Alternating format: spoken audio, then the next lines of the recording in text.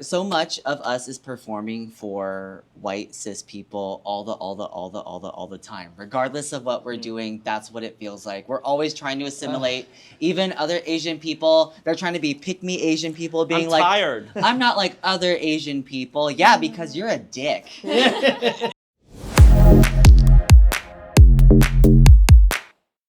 Hi, my name is Jamie Issa. I am a Korean American and I identify as lesbian queer. Hi, I'm Nathan Ramos Park. I forget what Hi, I'm Nathan Ramos Park. I'm half Filipino, half Korean, and identify as queer and gay. Hi everybody, I'm Sakura from season 12 of RuPaul's Drag Race. I am Vietnamese and Filipino, and I am, well, I forgot, but I'm really gay. Really gay. Yeah. Too much. You're extra too. Yeah. We like that. Extra gay. I'm Guy Tang. I am Chinese Vietnamese. I'm gay, and I'm living my best life. I'm also a singer, songwriter, and a brand creator, YouTuber. And yeah, it keeps going. Did you guys know from an early age that you guys were LGBTQIA+? I knew from like the youngest age. What's that? Like Before walking. Yeah. Maybe no. Before walking, it was before this, it was this. Maybe I didn't have no object permanence, baby, but I could hold. No object permanence, but I knew that Madonna was there. I couldn't see 12 inches, but I could see 6. Not the baby. Not the baby. The baby. Look who's talking. I would say like my earliest memory of like being like, damn, I'm gay is like, I think the first season of Power Rangers just came out. Okay. And then I guess the Zentai suits were just Zentai suiting. You know, butts look really good in skin tight suits. And I think I was 6 and I ran outside and I was like, I'm a faggot. No, I'm essentially. I was trying to get beat up. Well, who's your favorite character? The one in the white, I guess his name was Tommy. I don't know if the He went actor's from dead. green to white. green to Yeah, white. he had a saga. Mine was Scorpina. Do you remember her? Oh, yeah. That is queer culture. Yeah, to me, like to see an Asian face on Yeah. that show, worth Trini obviously was, you know. But I was, you know, we had the second season or third where you have the Black Ranger who turns out to be part Asian. Oh, yeah. He was pretty hot, so. Yeah. Yeah. Also Power Rangers for you, your queer awakening. No, I actually never knew. I had a girlfriend. I was engaged to her till I was 28. High school sweetheart, yeah. Whoa. So I was with a woman for a long, long time. What made you like realize? Well, you know, I always knew that I love, you know, Mariah Carey, Paula Abdul. I love all the divas, but and I got picked on a lot in school. I get called names and stuff like that, but I don't know. I was in Oklahoma, so there wasn't much representation. There wasn't social media. Like now we have like Instagram, you know, Facebook and TikTok. Back then, you know, in the 80s and 90s, as a kid growing up for me, because I'm in my 40s now, we didn't have anything like that. So I suppressed it. I knew I was attracted like to the football player or the cute guy at the gym, but I just thought he was attractive. I didn't know like it was anything more. So I tried to hide it, even though there was like a natural erection that occurred. You didn't know what that was? It's happening again. But during that time, I sneak in a lot of porn. Okay. And that helped me kind of know. Like back then, there wasn't much Asian in gay porn. And the first guy I saw was Brandon Lee. Do you remember him? It was a video called Asian Persuasion. Let's get the full video of Brandon Lee. The photo right here. The IMDb for Asian persuasion. And I got to meet him in person too. So Wow. it was Were you great. like eye level or? Well, I also like that he was well endowed because he broke a lot of stereotypes that we got bullied for during that time. So I was really proud to see him. But at the same time, it was like being in Oklahoma at that age, you weren't really allowed to be yourself. There was so much religious pushbacks and things like you're going to hell. I even got baptized twice. I pray I kept praying to gay. Twice? Yeah. It wasn't enough. That second time, they were trying to They drown said you. we didn't rinse it. They told you it was a baptism. 60 seconds. Well, because you were told that you're gonna go to hell, you're gonna die. This is against, whatever. So I was like, and when you're around that all the time and you're told you're wrong, you try. Internalize it. Yeah, you fight it. And I did actually love the girl I was with. So a lot of people confuse love with sexuality. They're very different because I actually fell in love with her and I didn't want to break her heart. And she wanted to have kids. And I was like, I don't know if I can do this. But it wasn't until MySpace came out and then I saw Asian go-go boys. And I go, whoa. And then the next thing I know is I got invited to be a dancer at Game Boy. Yeah. You remember that? Yeah. Come I've on, done Game Boy too. Yeah. A pillar, an institution. Yeah. Yeah, and then there was, I don't know, you know him, Peter Lee, Peter Fever. Yeah. We became close friends, and then we connected, and we worked together quite, not on adult films, but like on photo shoots and stuff like that. And he was a huge representation too, because he broke a lot of stereotypes as well. And Broke a lot of prostates. They bounce back. but yeah, I mean, not to make it all about me, but we need to speak about you guys. Sure. I also am sort of later in life. I think I didn't realize my queerness until maybe 2022. And I think it's similar, but also very, I think the experience of being a woman is that compulsory heteronormativity is just even more compounded because that messaging is so given to you as like the Prince Charming, like all of that throughout your whole life. And so I just thought I had really high standards. I was like, there's no guy who's good enough. Two things can be true. Yeah, and then I think my queer awakening was Glee, much an awakening for many queer people is the Britney and Santana relationship. Because it was the first time I ever saw like a femme lesbian relationship. And I was like watching, looking forward to Glee every week for like the 2 minutes of the story that they were going to unfold. And I was like, why am I so into this? And then I was like, are you like maybe also gay? And I was like, oh no, oh no. And then it turns out I was. Yeah. Sometimes you just have to look in the mirror and say, am I spicy? Yeah, am I spicy? Did you ever try to fight it? Like go like, no, I can't. I like went on dates with guys just to like see what was up, but then it just was like, no, I gotta face the rainbow music. Gotta face the Glee music. Yes, Gotta exactly. face the acapella music. Yeah, we all had to face it in that decade. Yeah. It's confusing because I thought I was bi at first. Oh, I thought so too, yeah. And then I slept with many women, so that's why I was like, maybe I'm bi, but then it just, for me, I don't naturally get aroused. I have to force myself. I have to close my eyes, turn on loud music, turn off the lights, then I can make it happen. But it just doesn't naturally happen. It's even the eye of the tiger. It's a Rocky montage. Yeah. Why are you saying you don't do that anymore? Wow. But the thing is, I can see when a woman is attractive. And I can see, it's like, I have eyes. Yeah. And so... That's like the strength of all of our Asian ancestors, trying to make the family and the lineage.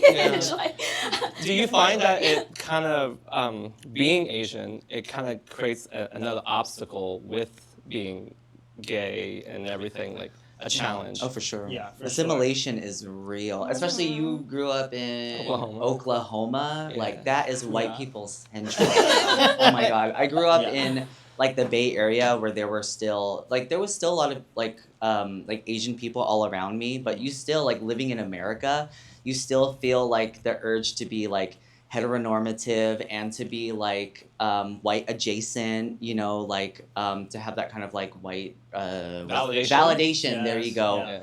Yeah. Even now, especially in the gay community, the white validation is so prominent. You see it in all the ads. You see it in all of the spaces. All of the Asian nights are just fetish nights. It's only one day a week, And then if you try to make an event that's all Asian, then it's like, it becomes a thing. Like, it becomes it's all Asian, I can't come. Yeah, because you can go to everything else. Yeah. You know, as a go-go boy, during the time I was go-go dancing in 2008 and 10, Game Boy was the only Asian night. I wasn't allowed to dance at the other places. What? Because the other places were only into Black, White, Latino, and Asian men weren't considered like sexy or something. And I tried so hard to break through that. I mean, I have like abs, I work out, I try to be as sexy as possible, but no matter what I did, I wasn't categorized in there. And it's almost like you're invisible, and you try so hard to break that stereotype to come through. And I think that's why a lot of us fight for representation. We fight, you know, for that validation, and we want to be included. And sometimes we defy who we are, and we almost, you know, when we see someone like us, a lot of times, I see so many Asian guys reject me because I'm Asian myself. They say, oh, no Asians, no this, no that. And I'm like, but why? Because they're looking for approval or validation from something that they're not, or something they wanted to be because they saw it through, you know, representation, like a movie star, you know? Yeah.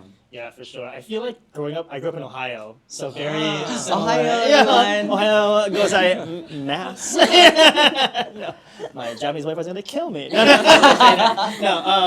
I always felt that like being Asian was always kind of more forefronted than being queer, because you can like hide your queerness. Like you can like be into video. Like I am in video games, but like you know, like you can be into things that like other like heteronormative boys are into. You can kind of hide these. You can go on dates with them, but like you can't hide like your Asianness. And so it is this weird kind of having to almost like unpack like a little like double helix of information. Like you're not just unpacking like your queerness. You're unpacking how does my Asianness affect my queerness, and how does my queerness affect my Asianness. You know, when it comes to family and culture and yeah. I feel like the family and the expectations of the family and trying to make your parents proud and not disappoint them was huge. I feel like I've met so many Asian women who are definitely queer, but they've never even allowed themselves to explore the possibility because it would be so devastating for them to really reconcile what does that mean as far as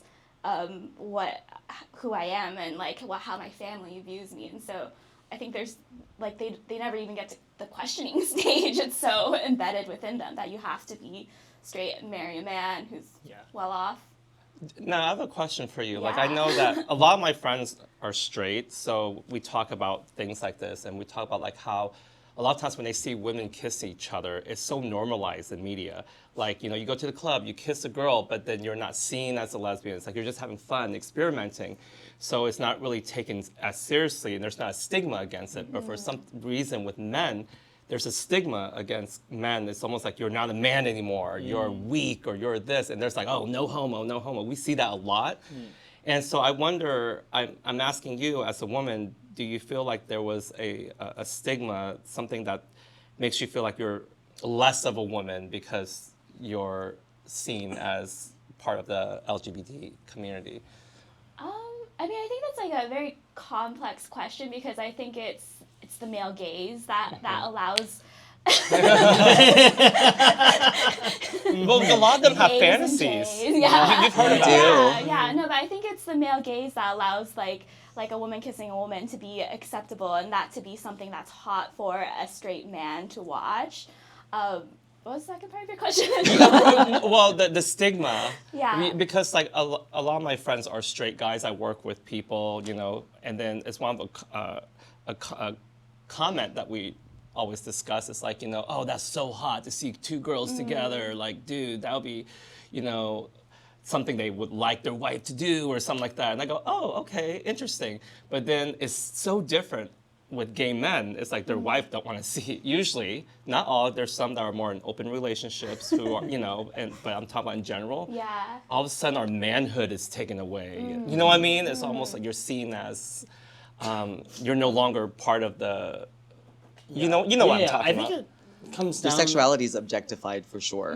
Yeah, You know. yeah, I definitely feel that for women. I also think that like it is kind of like femininity and like women, like men are programmed to like hate women in a way and hate femininity. And so when men act feminine, like it triggers a lot of, you know, straight coded men or people who are closeted because they're taught to kind of like hate that part of us. So when a woman acts like a man, like it's not offensive to them, but when a man acts like a woman, like they take offense to that. Yeah. I think maybe. Yeah. Feminist theory.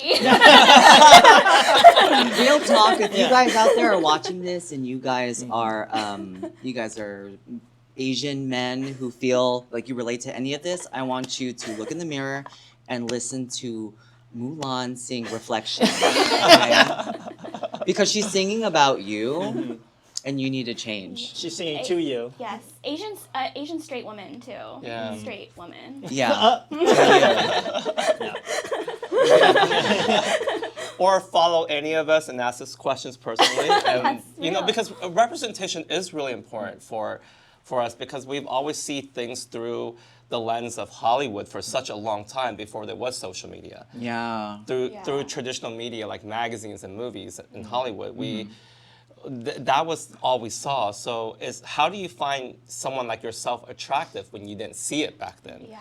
But that's why I'm so glad now we have so Yeah. much. Especially like not seeing queer Asian folks who are not just represented, but who are like loved and who are seen as hot. Like Yeah. I feel like if your representation is like, oh, they're the nerd that nobody loves and like they have suicidal ideations, you're like, I don't want to be that.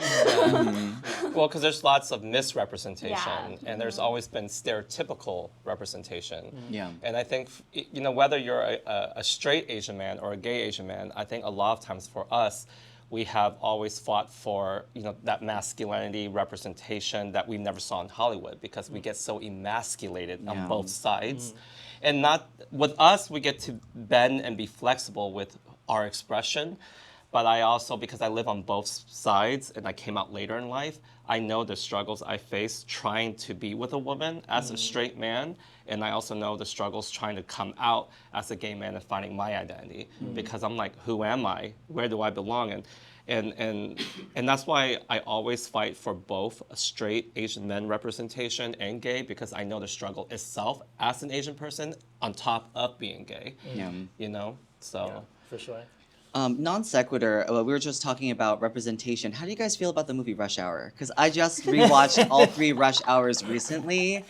And it's so interesting watching like Jackie Chan in it and like in other Asian settings. Like, are you guys like, would you guys be offended by that movie now? Or would you, I'm personally amused at the fact that like movies like that were so popular and the depiction of Asian people was so crazy. Yeah. I think I literally have been, I just made a TikTok about this because I just watched Enter the Dragon with like the movie that Bruce Lee made before he passed away. And it was so like, for lack of a better term, it was so woke, it was so thoughtful. He critiqued police brutality, he critiqued police corruption, he uplifted Black and Asian solidarity, and like the same thing happened with like Black media as well, in that when Bruce Lee was, you know, when passed away, and the fact that Bruce Lee and his son passed away, like to me, I'm not a conspiracy theorist, but like that to me feels fishy. If you guys murdered them, please comment down below. Yes, exactly. Because I want to know who you are. Yeah, we need dark Asia, dark Asia with Megan. On Yeah, the case. yeah, Definitely yeah, Suga yeah. on the case, because like it's fishy when he just all of a sudden felt dizzy one day, passed away, and then his son passed away. Like, but he was coalition building, and it was bothering so many people. He was showing Asian masculinity in a light. He was showing complex Asian and Black characters on screen. And same with Tupac was doing the same thing with music in the 90s, where he was talking about poverty. He was talking about disenfranchisement. And so when you lose these, you know, these important figureheads that are pushing culture and policy forward, then you then get this kind of minstrelsy. I'm not saying that Jackie Chan isn't incredibly talented. I love Jackie Chan because I think, to me, like comedy, media works best when comedy and heart can like push a message forward. And so I think Jackie Chan did that really well with his work. Like, I feel like I am who I am today because of Jackie Chan. And like, I think it did create this great like Asian and Black solidarity, like with Rush Hour and like the Jet late Li. 90s, and Jet Li and Yeah. Aaliyah, Romeo Must Die, Janet yeah. Jackson, like, you know, and Asian men, like, but then I think that it kind of also teaches us how to act, that we have to, in order to like be because Rush Hour is for like the white gays in the end, and so like. and so in the end, like it's teaching us, we should just, the way that we can assimilate is by making fun of ourselves and and almost live in caricature. Yeah. And like Bruce Lee like never lived in caricature. Like he lived like himself. And so I think I still love these movies for where they were and what they did for me. And maybe Jackie Chan is a faggot. No, I'm just kidding. No, he is so homophobic. He's got a gay daughter that he disowned. But that is faggot. Yeah, that is the most gay are the most homophobic. Exactly. You know, and Romeo Must Die, they took out the kissing scene between him and Aaliyah. And that was back then, and you see how they didn't want to see that because it made people uncomfortable during test screening. Yeah. But like now, like when you watch the next that new Karate Kid Legends with Jackie Chan in it, the one that just came out in theaters, they have a kissing scene between the Asian boy and a non-Asian female, which was not back then, wouldn't have shown. But I think that we've gone so far now with Crazy Rich Asians and even with Bling Empire, which I was also casted in, to see that we have more representation than we've ever had before. And also amazing content creators and you guys putting yourself out there as well. We're able to fill that void that was missing for us. I think I might be the oldest one here. I'm in my 40s, right? Am I the oldest one? I'm like at least 90 by injection. I've been around for a minute, so I've seen all the decades and the evolution, how far we've come. So I'm really proud of where we are now. You know what I mean? Yeah, So. I think it's just the breadth of representation, because there was a time in the 90s where if you were Asian male, some white person would be like Jackie Chan, or like for me, like they'd be like Lucy Liu, and I'm like, I'm not offended, but I'm also offended. I'm not offended by this sexy, hot, freckly woman. She's Like, beautiful. Yeah. She is beautiful. It's just interesting now because like we do have representation in media, but so many times like Hollywood relies on representation with just a specific person, or like how Lin-Manuel Miranda gets pushed into roles, or we have I love you Awkwafina, but we have Awkwafina in all of the voice acting roles, or like Michelle Yeoh's making a comeback. And other Asian people, the other one, Shang-Chi. Simu Liu? Simu Liu, I don't remember because he said that other homosexuality thing. No comment. Cut this. Wait, is there something missing? Never forgive you. Did he say something? He said that, I think he like related homosexuality to like pedophilia, and he's like, pedophiles can't help it because they're born that way. And then he played This Is Me, and then the pride flag came down. Performance. Yeah. Do you think it's misunderstood, or?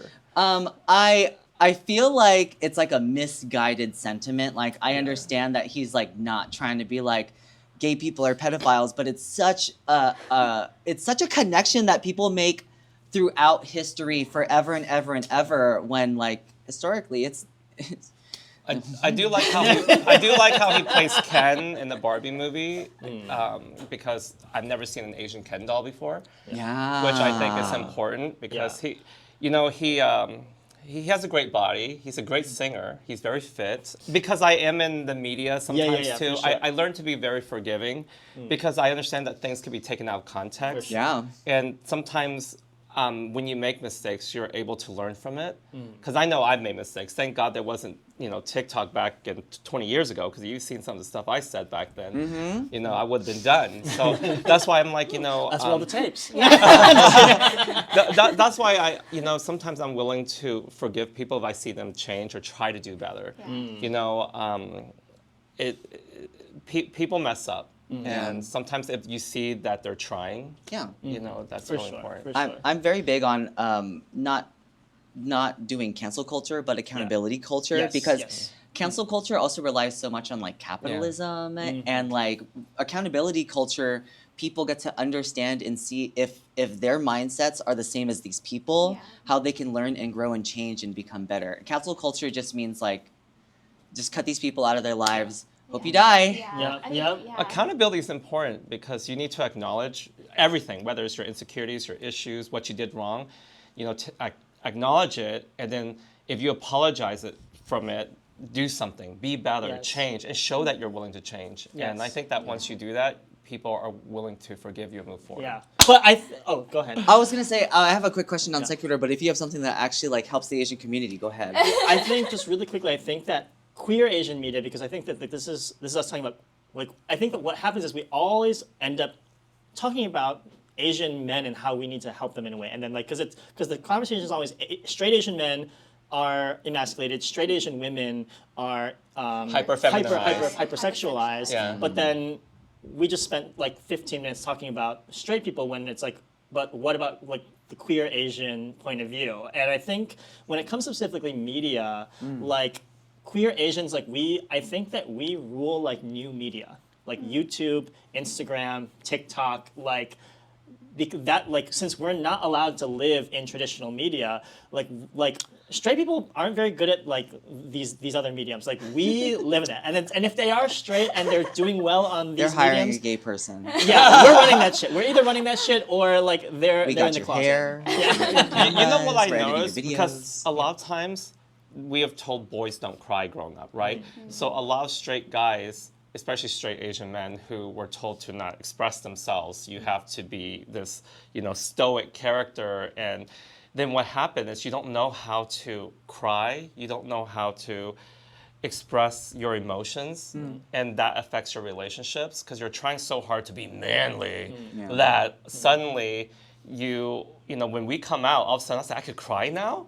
I could express myself? I could be extra? I could hello, Now hi, I can camera. cry when I want. Yeah, and then that becomes our superpower. Yeah. Because we learn that we're not afraid of our emotions. And a lot of dudes, they tend to be so afraid of, oh, if I do that, I might look gay. Or if I do that, I'm too feminine. I was like, no, man, it's all right. Yeah. Just express yourself. Yeah. And I think that that's pretty cool that we were able to have that. But at the same time, like for me, being on both sides, because I've been on both sides, I try to be that I end up being the gay best friend to a lot of my straight friends, to be like, no, that's not how you talk to a girl. Maybe you shouldn't say that, because they'll say a bunch of what's it called? Misogynistic? Yeah, misogynistic or objectifying things towards women. It's like, that could be kind of hurtful, And they say, oh, I didn't think about that. Yeah, I think this is like, maybe this is a generational gap, because I think like younger queers, I don't fuck with straight people. I don't hang out with them. I do, for money. Yeah, I will fuck straight people for money. Yes. Venmo. Although there's a Cash App. lot of Yes. closeted straight guys For who sure. tries to hook up with Yes. gay men. You know this. Oh yeah. You But know this. I think it's like I'm not going to change these straight people. Like they've had 20, 30, 40 years of indoctrinating into like this capitalist, patriarchal heteronormative society. Like I don't want to live around that. I want to only be around my like queer family, like, and go do queer things. Even like WeHo is getting so straight. Yeah. Because gay people are so commodified now. That's the thing with queer media and queer representation, is that now, because we have so much media representation, we come off as a commodity and something to be sold, something to go to the zoo to see, something to like go see in person. Let's go to WeHo, let's see the gays, let's be around them. I mean, also too, like for a lot of like straight women going into those spaces, it's a safety thing. But straight men, they're kind of like bears, like at a national park. Like they'll find out how to get into the trash can and eat, So there's a club back home that was a gay club, and now the gay people don't even go there because it was gay people. Then the straight women came in because they felt safe, but then the straight men learned that the straight women were going there, so then they started going in. So now the gay people are just, girl, I don't know. Maybe they're in the sports bars. Yeah. Well, you're talking about being commodified in Hollywood and stuff like that. Being on reality show myself, they didn't know where to put me as a gay person. Should you be the gay best friend? Like they want me to be the gay best friend, talk about, hey girl, and be extra and do her hair, talk about what fashion she needs to wear. And I was like, but that's not me. I was like, Wait, you did do hair though, right? I do hair, but they want me to be this constant character, to be like, girl, we need to put highlights in your hair. Girl, you can't wear those earrings and those shoes, and I felt like I couldn't really truly be myself, because I'm more than my job title. I'm more than a gay character. I am a person. Yeah. and I wasn't given that choice, and I had to play along. And then at the same time, I was told that, you know, how did they put me on an ensemble cast with a bunch of straight people, Yeah. and then have this show be on a global network in countries where it's illegal, and make it marketable, make it big, make the numbers big. And then I was told to dial back the gay because I'm too extra. I said, okay, first you told me to be extra. So I said, I'm gonna roll up in a pink Lamborghini. I'm gonna come out being extra. And then it was too much. You need to dial back the gay. I didn't know, I had an identity crisis, right? And I go like, I came out so far only to be dialed back and then told to be this type of gay. Yeah. Because as if gay men were only like, hey girl, when there's so many types of gays. There's so many types of gay men. Like I am who I am, but they want me to play a caricature of what they think a gay man should be, like hair, makeup, fashion, strike a pose. And I can be that because that's a part of who I am too, but there's so much more to me than that. Some of us are also trash. So just be aware of that, guys. That's what you're not seeing in the media. Sometimes I don't change my clothes or get out of bed for 2 days because I have depression. So, But you know what I mean, right? Like there's like dimension to who we are. For sure. Yeah. And that's why I'm hoping that we're, you know, moving forward and representation, that we're just not only a character or a caricature, but we're able to be multifaceted, like the rainbow. Like you know, there's sporty gay and extra. thank you. like, I don't want to be gay Cho Chang. You know what I mean? Like Cho Chang's always resonated with me because it's like how white people see Asian people, and then when you write gay people, it's like, all right, Asian Cho Chang. Like it's this, but also taking off your shoes when you get in the house. You know what I mean? I wanted to ask you guys a question. I did come in here wanting to ask a question. How do you guys feel about face tapes?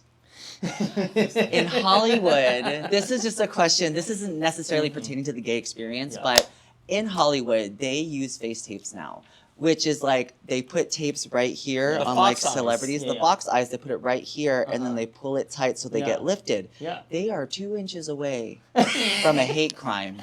And I feel like I'm the only person saying this, but fox how do you guys eyes. feel? We got Arigato Grande. Arigato! She did look great though. She looks great. She did look good. Yeah. How do you feel about it? I mean, I think it's always an interesting thing when something that growing up you were pointed out as being different and made fun of is now being celebrated and commodified is always Not credited. is always a complicated thing because like are you actually loving Asian people or are you just stealing what makes you feel good and then still So bully us, but then take it. Still allowing for hate crimes, still allowing for microaggressions to happen to the person next to you. Like, that's not okay. But Yeah, I feel like someone was like microaggressing someone. They're like, ha ha ha. Oh wait, but I look. I think we all been bullied for that, right? Yeah, with, for with, sure. the, with the eyes, and then suddenly now it's like now you see people getting the operation, like the threading, Yes. and then they'll pose like this, Yeah, and then fully. they'll tape it back, and Yeah. I get it. I think we need to own our beautiful eyes. Yeah. We need to show that we're not ashamed of it because it is beautiful. yeah. You know, one of the things when I first moved out to LA in West Hollywood, I wanted an Asian boyfriend. I was like, you know what? We're gonna be like Batman and Robin. We're gonna be were like Asian? Avengers. We're gonna take over the world. crime. Yeah, we're gonna be two hot Yeah. Asian men, and we're gonna do this Yeah. together. Yeah. And that was really important for me Yeah. because I wanted it so bad because in Oklahoma we didn't have. Yeah. I don't see Asian guys. I only Yeah. see like non-Asians. Yeah. And so most of the guys I had experiences with weren't Asian. And Yeah. so for the first time when I finally get to touch an Asian guy, for me it was like, Yeah. oh my gosh, like Yeah. The hands. no, like no. Yeah, I tried. It's real. Yeah. Yeah, because I wanted to be with someone like me, to love Yeah. something that I was made to feel ashamed of. Yeah. But it's so beautiful. I was like, I will do anything. I will swallow every drop of you to absorb more of your DNA because I want to be extra proud. Come on, salmon skin. Come on, salmon skin. Yeah, but We were talking about salmon skin earlier. They're injecting salmon DNA into people's faces. Yeah. salmon sperm. Salmon. Sperm. Is it sperm or is it the Sperm, I mean, that's it's DNA. skin. No, it's literally the sperm. So someone jacked off a salmon. Yeah. And Oh, said, really? Sometimes it traveled a little more than you like hope, and you're just like, oh. And then the first one, it was just like, oh. Yeah, if you're the first person to do that, you're sick. But also, we look so good because of you. Well, you know, loving yourself Yeah. is so beautiful. Yeah. Being Yeah. proud of yourself is so beautiful, and it takes a long time to get here when we've been brainwashed with a propaganda. I so agree and relate to that. I think because I was really conditioned to seek a white male Prince Charming, and like that is who I should love. Yeah. And then, Who did that to you? Yeah. You should be seeking out. Disney? But Disney also had Filipino Prince Charming. That's true. In Well, Cinderella. you see how Where his important that parents is? were. Representation. but yeah, like idolizing, and even when I and Victor Garber. Y'all, she's Excuse talking. me. I'm so sorry. Yes. Yes. Okay. Yes. even when I started dating women, I initially only dated white women, and it was that like adjacency to whiteness that like I loved, desired, because that's what media taught us to do. And then meanwhile, I didn't really understand how much self-hatred, internalized racism that was mixed with the internalized homophobia. And then, to now come to a place where I'm also dating and in love with an Asian woman. It's like ultimate self-love. It's like... That's beautiful.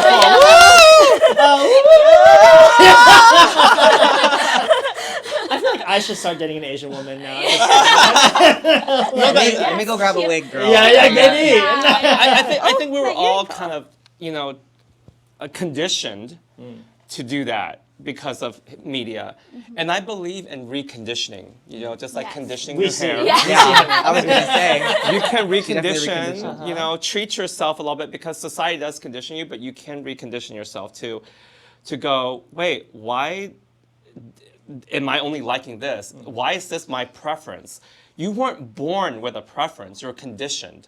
Like I was born in Oklahoma, I was made to go like, okay, mashed potatoes, fried chicken, you know, Salisbury steak, you know, macaroni and cheese. Like I grew up on that. But good, actually. and I never growing up I didn't eat kimchi or sushi, but then I reconditioned myself. You know, I dated when I was trying to be straight, I dated a Korean girl. I wanted to impress her dad. And I said, I'm gonna eat that kimchi in front of him. I was like, so good. Oh yeah, that pig feet, so good. And guess what happened? I end up loving it. I love it so much now that every time I eat it, I think about her. And honestly, because I dated this Korean girl when I was 16, it made me love myself being an Asian. She showed me K-pop. I was like, who is this HOTSCS? And and I go, oh my God, Asians are so cool. I love myself. And I was hooked on K-pop before it's a thing now. This was back in the 90s. Yep. Jack's Kiss, I don't know if y'all remember. Kiss. Oh my gosh. Yeah. Soul Taiji Boys. Yeah. They changed my life and they were my representation at that time. And that's why like I have to, you know, thank her for that. Because I think before we can start identifying our sexuality, we also have to identify that other part that's been misrepresented. They go hand in hand. Because then when we find our sexuality, it's like, okay, where do we belong in this sexuality? Yeah. Do you find that like embracing your queerness took you further away from feeling belonging to your Asianness, or vice versa? You go first. I actually, we are all like, we're like rubber bands kind of thing. And so when you're trying to explore certain eras, it'll pull you inevitably back to, I think, where you feel most kind of at peace. Where like, yes, when I was queer in Ohio, the only queerness I had access to was white queerness. But then when I moved to New York and LA, like, I was like, oh, there is queerness, but within community. And I kind of I unlearned a lot of things. Like in New York was the first time I ever hooked up with like a Korean guy. Oh. And so it was like, oh, like we got dinner and like we were already wasted. Both of us were like, came to the date, blackout, wasted. We're like, oh, it's Korean culture, baby.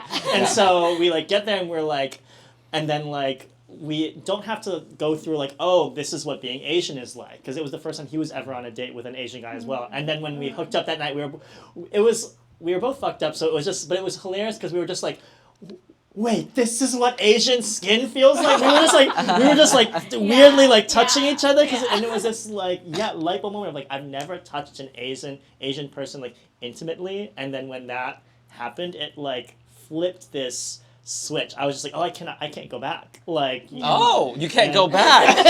Once you go Asian. There's a rhyme somewhere. Yeah. Actually, it's a haiku. Yeah. So a my term thing paper. is, you're aware that like there is this stereotype with Asian men in the gay world too. Like they think whether you're a top or bottom, we've always been stereotyped to be a submissive character, Yeah. which I don't feel like I belong. I'm consider myself a versatile top, meaning I like to top, but if it comes down to an emergency and things don't work out, You break the glass. I was like, Say a Bible verse. I was like, you know what? I can't get it up today, so I will bottom today. Yes. We'll make this work, or just a situation, you know, Yeah. like your booty hole ain't clean, but mine is, you know. We'll make it work, you know, type of thing.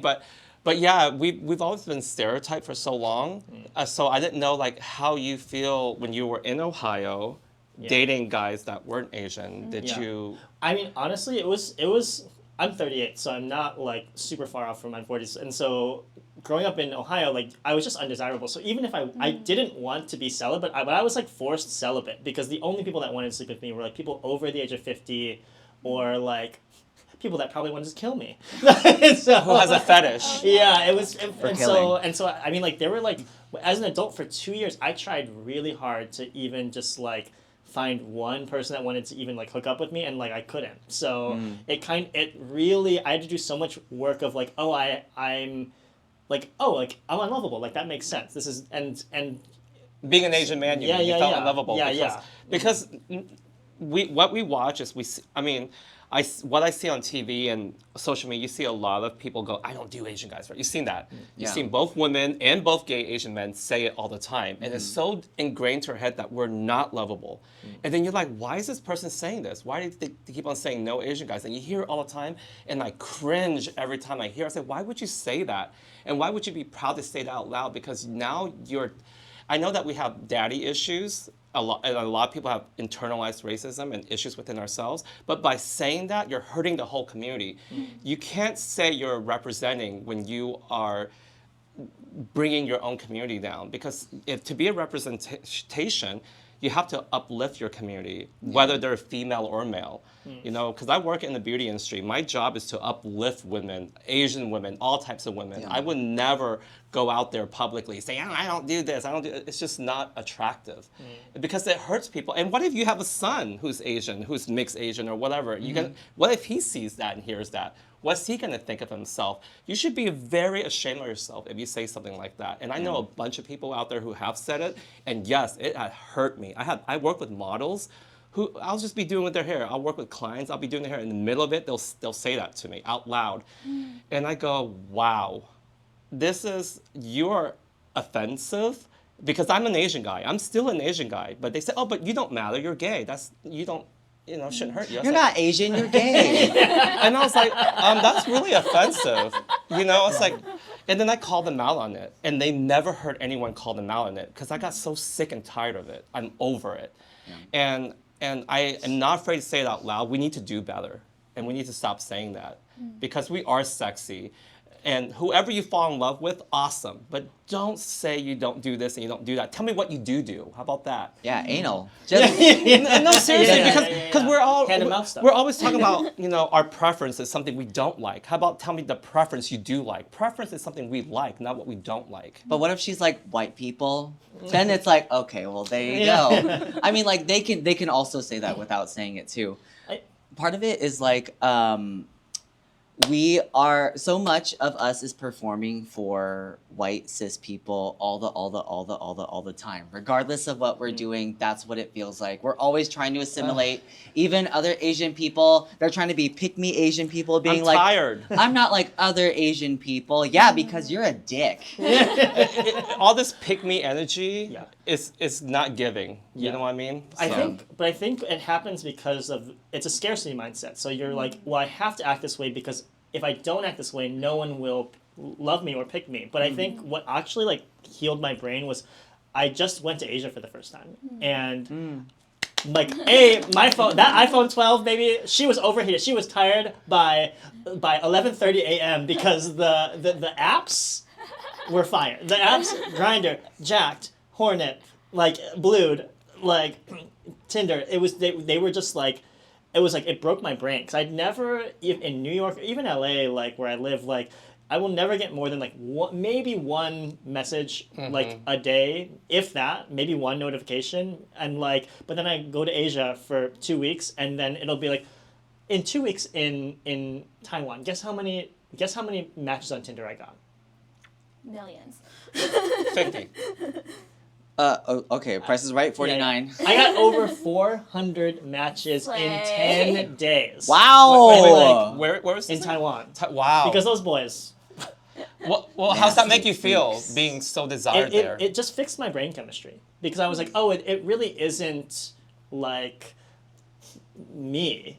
It's the system that's in place that doesn't like me. It's the Yeah. Asian American of it Yeah, all. yeah. Well, you know, a very American I think problem. I find you very attractive. Oh, likewise, thank you. You know, Yes. I would do you. You know, Okay. definitely. Here we go. You know, and I mean it. Yeah, I mean yeah, it. yeah, yeah, And yeah. I would have a great time. Add a But, slide whistle for an You know. erection sound. Yeah.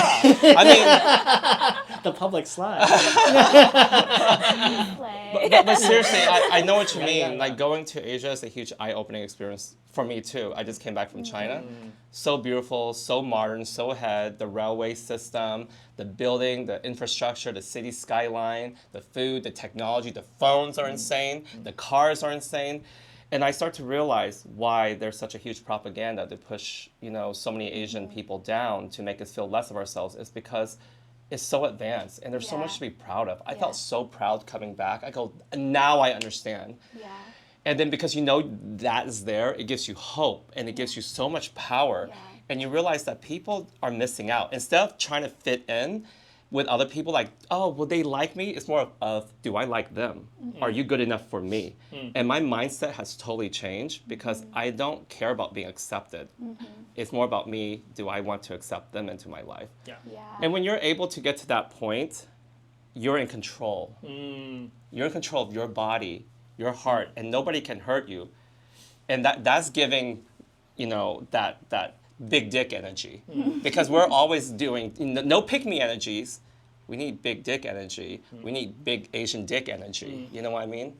So, and I'm so happy for you. Oh, thank you. Thank You you. know. Thank you. Give Thank him you, a hand. Taiwan. Sponsor me. Taiwan Tourism Board. Jamie, what is it like being an Asian woman in a female LGBTQ space? Well, the first girlfriend that I ever had, she was white, and the first night I met her, dancing in a club at WeHo, which is how all the gays meet in the early days, she like shouted in my ear of like, you know, I only date Asian girls, and like continue to have a full year-on relationship with this person despite hearing that. And so I think it's interesting because being in the queer community, like there's a very stark difference between the gay community and the lesbian community. Going on that. Yeah, I don't. It's okay too Yeah. because if she's attracted to your Asian features, I think that's beautiful. There's nothing wrong with that. If she hates your culture and your features, that's a problem. As long as she respects it, and maybe she grew up watching, you know, Lucy Liu or eating Asian food, and I think that's okay as long as you both respect each other, you know, and that she doesn't see less of you. Yeah, So. I mean, always a fine line between like fetishization and. Yeah. How do you two feel about being fetishized? Because you know the ones that do like us tend to like us because of they're into, you know, BTS or something. I feel pretty like insular about my. I think because I moved to LA and I found such a protective place, I feel very like nested in my community, and so like I'm not around people that fetishize me anymore. I'm not around people who don't understand me deeply, and I have this theory that like I feel like Asia, like Gaysia, like we are almost becoming like one giant polycule. Like, and polycules don't have to be sexual in nature. They don't have to be, you know, but like because like we have this really wonderful base of like Asian community and solidarity, and we felt like, you know, pressure within our community to whether it's assimilate or to like not be ourselves. When we're all together, like it's like we had one conversation about like if you needed something tomorrow or in a year or 5 years, I'll jump in. Oh, guy needs something, great. Let me help him out. Oh, guy wants to do this, great. Let's do this. Like this one conversation means that like we are part of a collective, a family, and I think that's what queer Asianness does the best, like yeah. I mean, I think that's interesting because I think so much of gay community culture has been centered around partying and clubbing, and just the lesbian instinct is just like stay at home and like be cozy. Yeah. And so I've actually done a lot of work in trying to cultivate queer Asian culture in LA and kind of like bridge the gaps, because like what if you're queer and Asian and you're introverted? What if you're sober? Like, how do you find your community that way? And I think it's an interesting the best world is when it like meets in the middle of the like extroversion of partying with also the like let's be thoughtful in community building. Yeah. It's an interesting conversation that also relates to just gay people as a whole, where a lot of our spaces are, and I do like drag, so like a lot of my spaces where I communicate with people are in nightclubs and I'm sober. A lot of our spaces where we interact with gay people are in night spaces, places that are tucked away, places that breed alcoholism and drug abuse and stuff like that, And like we don't have like gay libraries, we don't have like gay supermarkets, we don't have like other gay spaces where we can meet in the daytime. And it really is kind of like it's interesting, it's like our responsibility now as people who are aware of that to create those spaces outside of like the club and stuff like that. Yeah, I mean, I think for so many people, exploring their queerness has to go hand in hand with being blackout drunk, which is so sad. Like the early self-hatred. Yeah, the early explorations for sure. All of mine were like blackout drunk, and I think how do we love our queerness, explore our queerness in spaces that are not in the nighttime, and like don't need that darkness to. I also feel that it's a journey, that whole fetishization thing, because it depends where we are in our life. Sometimes at that given moment to feel like, oh, somebody wants me for this. And if you're at a certain age where you're going through something, that's part of that journey to kind of experience what it feels like to go through that and go like, okay, now I know what that feels like in order to be able to talk about it. That's why I try not to shame people or dismiss someone's feelings, go, oh my God, you're in a fetish relationship. No, because sometimes people need to go through that and to know how to speak of it, to know that how it feels like to be objectified. Not that any of us should, but because I've been there. Actually, when I was on Grindr, I like to go on, my relationship recently has switched to being a little bit more open. Okay, well. So I just went on just to see what's going on, and I saw this guy who happens to be white, and he told me his fantasy was to be with 2 Asian guys at once. He wants to be submissive to 2 Asian guys. I go, oh, well, that's kind of hot. He goes, oh my God, did I just sound racist? I'm so sorry. That's what he said to me. He goes, I'm so sorry. And I go like, no, I think you like 2 dominant guys who are Asian to make you feel good. You're not insulting me, you're actually complimenting me, because one, you're defying the stereotypes of Asian men not being able to do those roles. And also, me and the other Asian guy would be like high-fiving. And so I was like, you know what I'm saying? Like, I don't think it... But is it only okay because he's defying the role, like the specific stereotypes that are placed upon us? Like, because it has to be 2 Asian guys dominating him? Because also a lot of people have fetishes of Asian women dominating them, being like the ultra sexy, kinky, overly sexual dominatrix types, like Asian people are kinky creatures of the night sort of thing, Well, it's almost like reverse colonization. It's going against the current.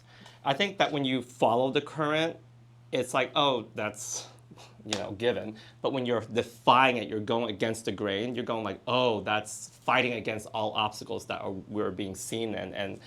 And for me, I didn't see a problem with it, although I didn't do it. It was just a conversation. It was a conversation. I go, oh, okay. And it made me talk to myself, have a conversation with myself. Like, okay, when are we not offended by fetishization? Because porn. You've seen it, like when you go on Pornhub and all these things. We all know it. Every single category is a fetish. Every single, what people look up, big Latino this, Asian this, BBC this, and we've seen it all. And why is it in the search engine, and why is it always in the top for certain categories of fetishes? So if they're not allowed to talk about their fantasies out loud, but they're doing it in the comfort of their phone, going like this, oh my God, you know? But then when they say it, it's offensive. You know what I'm saying?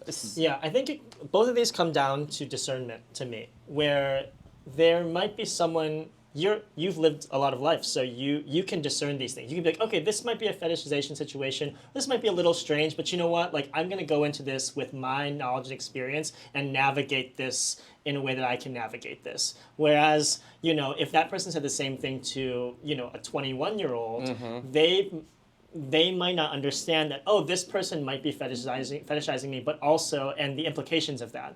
And so I think it is really contextual, and it's also, I think it's contextual, it's generational, and it's circumstantial. And very nuanced conversation. And that's why it's like, you know, a lot of times we jump ahead and go like, that's offensive. But it's like, okay, tell us more. Yeah. You know, like an episode of Sex and the City. Say episode 1, episode 2, like, okay, what does this mean? You know, and yeah, I think it's like, did that white man who messaged you, is he also like a CEO of a company that is striking down DEI initiatives? yeah, that's true. Like, that's different. Yeah, You exactly. know? So, need more context. There needs to be context and depth to understand it. Yeah. And obviously, like a guy I dated that was white long time ago, 15 years ago, I didn't know at first. I was dating him, and then all of a sudden I went to his house and I opened up his photo album. I was like, that's your ex-boyfriend? Oh, he's Asian too? Oh, who's this one? Oh, that's my other ex-boyfriend. Oh, he's also Asian. I was like, oh, he's Asian too? It's like, and then after we broke up, guess what happened? The next boyfriend is also Asian. I was replaceable. He was able to just find another Asian to replace me. And that was an interesting feeling. And I didn't feel special. I just felt like I was that fetish that there was nothing special about me to him, even though I know I'm special. But you know what I mean. Yeah. But now that you went to Taiwan, you've seen like you're Taiwan, Singapore, Thailand, Vietnam, Philippines, Korea, Japan. damn, and they all want you. They all want all of us. That's the thing. Yeah. That's not true. I went to Japan, dead air. Dead air girl. Oh, that's but to be fair, I went to a gay sauna where they're like all like, I feel like they're like, in Japan they're very much like this box in this box, and I went to a place where they're like, all right, fit guys with like clean cut hair, and I'm like, okay, I got clean cut hair, I think I'm fit. I went in there, I feel like I was just on the cusp because I was there, and then they were like, damn, that bitch is fat. Like, it basically, and the room was dark, and they would have to feel around to see, you know? So I have to cut all my hair off if I went there? they wouldn't let me into the place I think you were talking about. Yeah. Well, the man at the front should have just said, go away, ugly, because that would have hurt my soul a lot less than going in there Oh my God. with a clean butt. And I went in there with a clean butt. I already said this on another podcast, but I was having sex with a guy. Demon Twink comes out of nowhere, pulls the wiener out of my butt, puts it into his. Not all gay people are like this. Wait, this is true story. This is true. In Japan? I just went to Japan, and so that's why the rest of the trip I was like, let's just focus on the culture and not have to worry about going somewhere and then validating myself with sex in another country. Wait, someone pulled a dick out your butt? They pulled the dick out my butt And then put it in his butt. What? And then put it in the other butt. I can't say. Okay. What's such funny pun for wieners and seppuku? Never mind. Wiener Let's in a bun? not do that. I don't know. Yes. I'm sorry you experienced that. Yeah, if you're in Japan and that's you, Demon you need to Twink. look at the mirror and watch reflection. Again. Again. One of my most amazing lover is 15 years ago as well, was a Japanese guy. I found him here. And I don't know what you would think about this. He calls me his bowl of pho, and I call him my samurai. Right? And I think it's a generational thing. That sounds like a song from DDR. And honestly, we had some of the best sex, and it's unforgettable. I ran into him recently at a spa, a Korean spa, I might add, and he recognized me right away, and I go, oh, samurai? He goes, pho? And for me, I didn't take Yeah. it wasn't offensive to me Yeah, because yeah. it was our special little, Yeah. almost like you know how you call each other Pet like names. pet names, Yeah.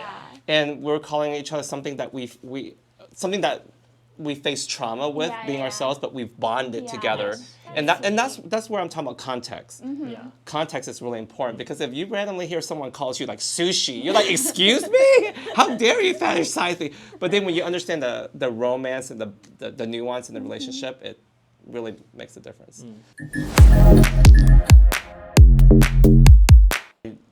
This is my normal. I have to accept it, and I go like, you know what? I shouldn't judge it until I try it.